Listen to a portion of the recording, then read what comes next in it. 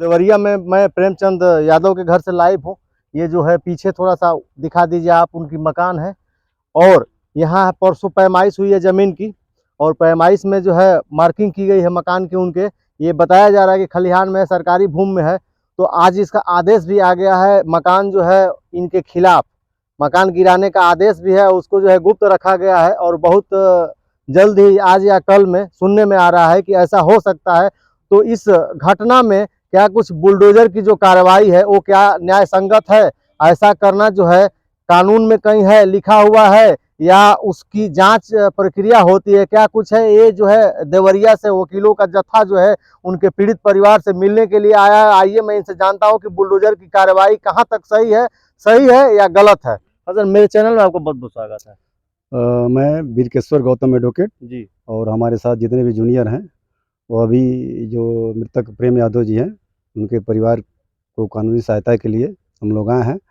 और बता दें कि जैसा कि आपका क्वेश्चन आया है कि ये बुलडोजर की कार्यप्रणाली कहाँ तक सही है, ये बिल्कुल और कतई किसी भी दृष्टिकोण से ये बुलडोजर की कार्यप्रणाली न्याय संगत नहीं है।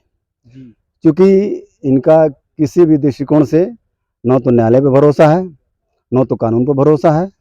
इसलिए ये मनमाने तरीके से एक तरफा एक जात विशेष के लोगों को प्रताड़ित कर रहे हैं, और प्रताड़ित करके ये लोग बुलडोजर की कार्रवाई करा रहे हैं, जो पूरी तरह से न्याय संगत नहीं है। एक चीज और मैं जानना चाहूंगा, ये प्रेम यादव का घर है, प्रेम यादव का परिवार है, और अपने घर में ही उनको कैदियों के जैसे उनके परिवार को, पत्नी को, बच्चों को रखा गया है। और वहीं दुबे परिवार से जो भी बचा है, जो भी उनका लड़का है, तो उसको जो है उस घर पे नहीं रखा गया। हम लोग वहां भी कवरेज करने के लिए गए, लेकिन वहां वो है नहीं।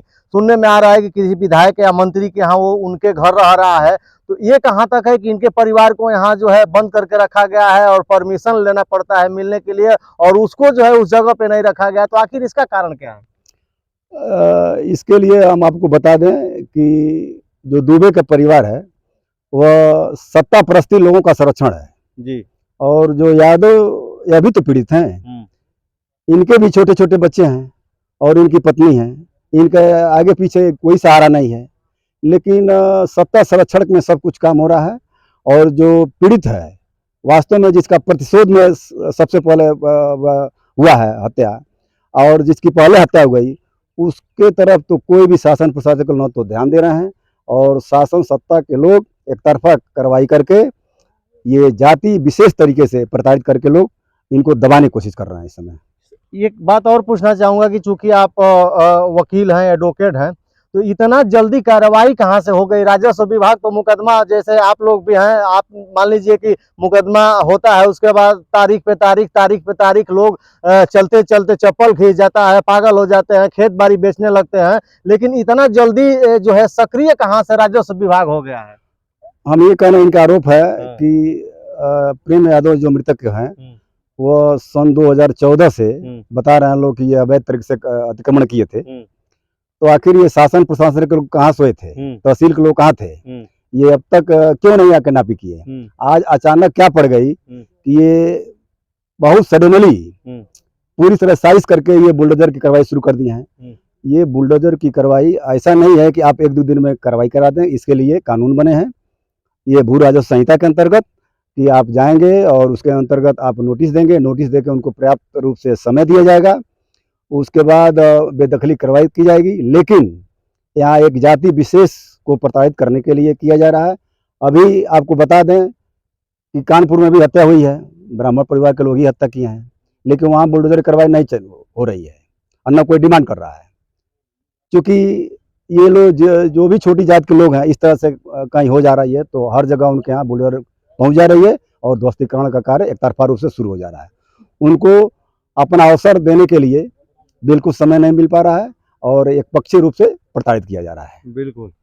इसी क्रम में एक भाई साहब हैं, ये भी एडवोकेट हैं, इनसे भी मैं बात कर, आप परिवार से मिल के आ रहे हैं, प्रेमचंद जी के परिवार से। क्या कुछ है दुख दर्द उनके घर का जो है अंदर? आप तो अंदर गए थे, चूंकि मीडिया को अलाउ नहीं है, उनसे नहीं मिलने दिया जा रहा है, तो आपके माध्यम से जो जा रहा है उसी से हमको जानकारी हो रही है कि वो लोग किस तकलीफ में और क्या कहना चाहते हैं।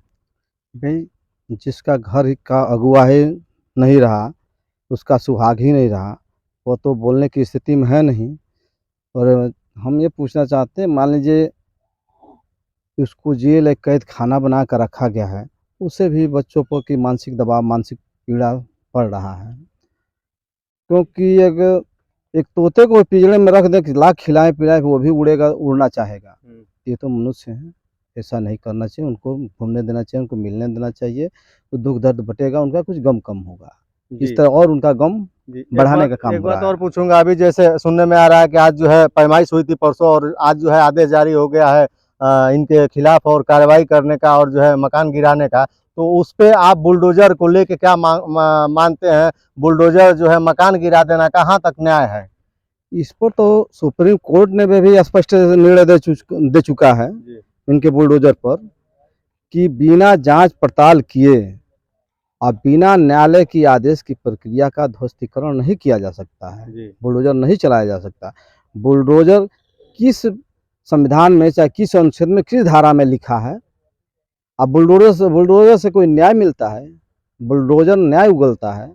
हम ये कहना चाह रहे हैं कि एक पक्षी कार्रवाई हो रही है। कैसे हो रही है जरा आप बताइए। सब प्रथम दृष्टया हत्या प्रेमचंद यादव की होती है, उसके बाद दुबे परिवार को होता है। अब मैं आप ही से पूछना चाहता हूँ कि आप ये बताइए कि प्रेमचंद यादव की हत्यारों की कोई जानकारी आपको सुराग मिला? पुलिस दी है?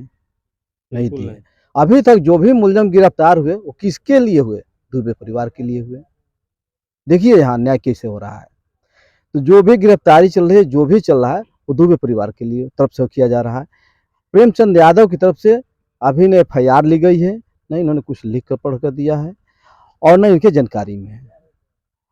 और उसको ये लोग ये भी चाह रहे हैं कि हमारा कम से कम FIR दर्ज हो, हमारी ही बात सुनी जाए। लेकिन पीड़ित प्रेमचंद यादव के परिवार का पीड़ा कोई सुनने को तैयार नहीं है। नहीं लगता कि सुनेगा कोई। लेकिन हम लोग कानूनी प्रक्रिया अपनाएंगे और अपना रहे हैं। जितना हो सकेगा, हमारे सीनियर हैं, हम लोग अधिवक्ता पर सहयोग करेंगे। कानून की प्रक्रिया में से इनको गुजरना पड़ेगा। इतना जल्दी नहीं है कि न्यायालय का दरवाज़ा 24 घंटा वैसे तो खुला ही रहता है कि बैठा कर 2 दिन में निर्णय ले लिया जाए। आप ये बताइए, 2014 से आज तक की प्रशासन सोता रहा, रेवेन्यू विभाग सोता रहा। मकान बन गए तब रेवेन्यू को पता नहीं, मकान खड़ी हो गई तब पता नहीं। आज वो जगह हैं। हम तो कहते हैं अगर बाबा में बुलडोजर चलाना ही है, न्याय सही ये होगा कि जो इसके दोषी हैं, चाहे लेखपाल हो, चाहे तहसीलदार हो, चाहे SDM हो, चाहे थाना हो, पहले उनकी मकान को बुलडोजर से गिरा ना दीजिए, वही न्याय होगा। कि फिर ऐसा सबक बनेगा कि फिर इस तरह की गलती नहीं होगा। जी बिल्कुल, जैसा कि आप इन लोगों का राय सुने कि बुलडोजर कोई समाधान नहीं होता है और बुलडोजर किसी कानून में नहीं है। उसकी जांच प्रक्रिया है, उसका जुर्माना है, और जो है उसका एक अलग नियम कानून है। बुलडोजर कहीं किसी भी नियम में नहीं आता है कि आप मकान गिरवा दीजिए। आपकी क्या राय है? आप कमेंट बॉक्स में जरूर बताएं। बहुत बहुत धन्यवाद। नमस्कार।